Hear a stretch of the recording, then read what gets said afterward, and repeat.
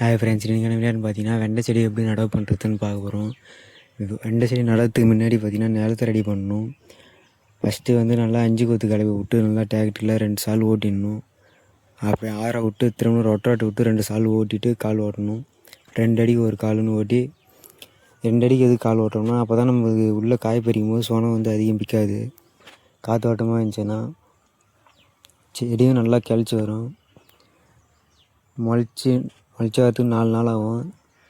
8வது நாள் ஒரு வாரம் வச்சிடணும் களை வெட்டி. அப்புறம் யூரியா போடணும். இது பார்த்திங்கன்னா நடவு பண்ணி கரெக்டாக 35 நாள் ஆகுது. இந்த வீடியோ பிடிச்சா மறக்காமல் லைக் அண்ட் சப்ஸ்கிரைப் பண்ணுங்கள், ஷேர் பண்ணுங்கள். பாருங்க, 1 அடிக்கு மேலே இருக்குது செடி. அது 1 அடிக்கு ஒரு விதை நடலாம், இல்லை 1/2 அடிக்கு ஒரு விதை நடலாம்.